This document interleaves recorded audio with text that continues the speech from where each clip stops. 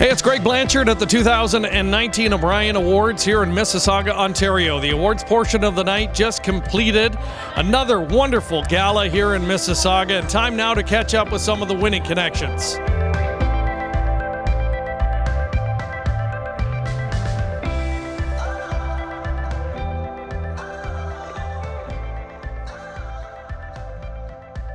And the Media Award for Outstanding Photography goes to Kyle Burton. Joined now by the winner of this year's Obrien Award for Media Excellence in the photography category. Kind of old hat for Kyle Burton. This is your second victory, and you were a finalist last year as well. So, I mean, how does it feel now winning your second Obrien Award? Feels great. I've always looked up to Clive, who I've become finalists with the last 3 years, and so it's great to be honored, and my photo from Charlottetown was well received. I appreciate that. I mean, to win an Obrien Award, what goes into a great photo? What goes into an Obrien Award-winning photograph? So what's interesting about this one this year is it's very similar to the one I was finalist with last year. So I went back, perfected it a little bit, planned out my stake of attack, and got it just the way I wanted it to, and I'm glad it was well received. I mean, there are many tremendous photographers in this industry. We're blessed with that. It's probably a great industry, a great sport to photograph. How tight a fraternity is it among you guys? Oh, very tight. We trade tips back and forth, learn from each other, because photography is really, especially horse photography, is really the basis for kind of modern camera technology. So you think about fast frames per second, it's really developed based off a horse trying to get all 4 feet off the ground, and to be able to share that information back and forth with your peers and colleagues is really important. Congratulations. Thank you very much.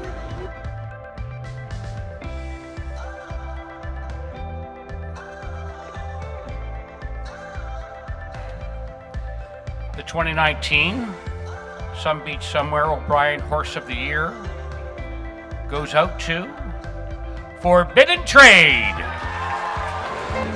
Here with Luke Blay, trainer of Forbidden Trade, takes home the hardware tonight as 3-year-old Colt Trotter of the Year and overall Horse of the Year. And Luke, I know you were tremendously excited earlier this year when you won the Hambletonian. How does this compare tonight? You know, it's just like I say, it's a cherry on the cake. You know, it's I think that I'm happy for the owner too, because you know, if the owner don't buy that horse, we're not there tonight. You know, I think that's I had a privilege to train that horse, and give me lots of thrill. Like again tonight, when you win the Horse of the Year in Canada, it's a big thing for me. It's the horse. If I don't have the horse, I'm not here. You know, that's the horse make us there. You know. And a lot of people very excited tonight to hear that Forbidden Trade will come back and race next year. What's he doing right now? Well, I just started to train him. He look very good. I think he's stronger than last year. That's a good sign, you know, because 4-year-old is tough. With the category he's gonna race this year, but I'm very, very pleased the way he's more thicker, more stronger. And I'm very happy about his break after the big season. Yeah. Congratulations! What a year, and we look forward to having him back this year. Yeah, that's a long process, but like I say to my staff, no bad luck, guy. We're gonna start no bad luck, and we need luck in the race. That's it. You always need that for sure. That's Luke Blay, trainer of Canada's Horse of the Year, Forbidden Trade.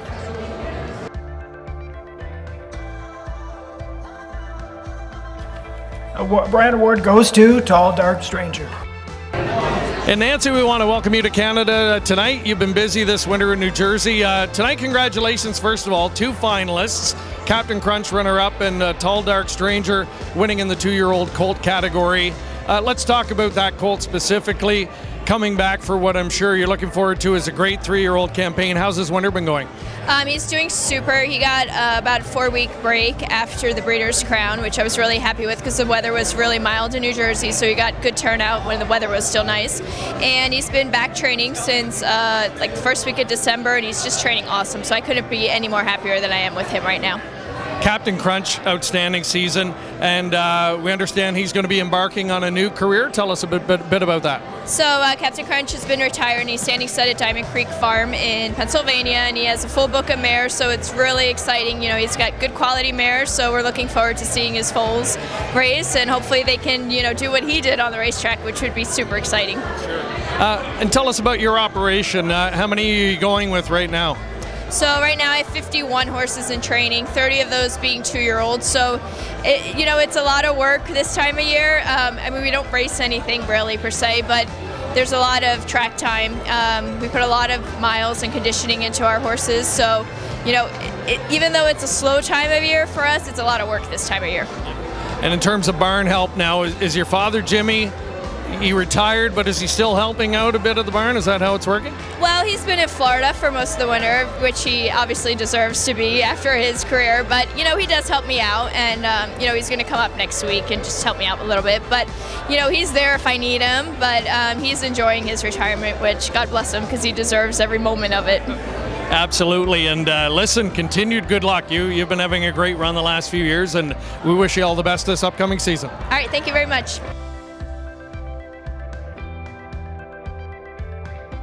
And the Obrien goes to Louis-Philippe Roy. Louis-Philippe Roy takes home his 2nd consecutive Obrien Award trophy as Canada's Driver of the Year. And Louis, we talked to you a couple of weeks ago. I got the impression that you thought Bob might win it this year. Were you surprised tonight when you heard your name called again?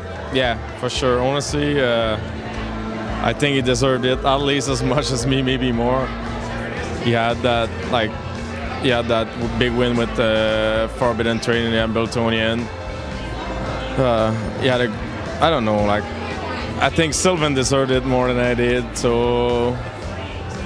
Well, hey, it's good to be humble, but hey, in your own right, you had great horses like Jimmy Freight. You know, you were top money winner again on the top circuit in Canada, so you know, well deserved, certainly. And you know, what was it like trying to defend your title this year? Was there a little more pressure trying to do that? I wouldn't say more pressure, especially because of the Obrien, but honestly, when you made it to the top, kind of a little bit, you expect yourself to be good every time, and then when you get in a low where, for whatever reason, you're not doing as good, sometimes. You end up with drives that like ain't that competitive, whatever. It's harder on you because you already tasted whatever it is to be high. So I feel like I had a few months where I wasn't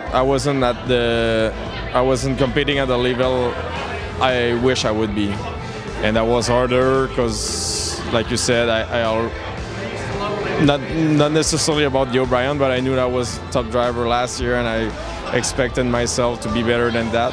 So because of that, you put yourself a little bit more pressure. But I feel like I'm learning through it. So I hope that over the next few years I'm going to be even better about it. Have you had much time to reflect in the last year or so on, you know, where you were just a few short years ago? I mean, you're a young guy in Quebec and probably dreaming of nights like this, and now here you are. Oh yeah, every day. I'm the kind of guy that every day asks my own self, like, where I am, what am I doing? Am I doing what I love? Am I doing what's right or whatever? And I always end up to the point that I couldn't do nothing else than that, so I feel like I'm doing the right thing. Congratulations. Thank you. Back-to-back Obrien trophies as Canada's Driver of the Year, Louis-Philippe Roy.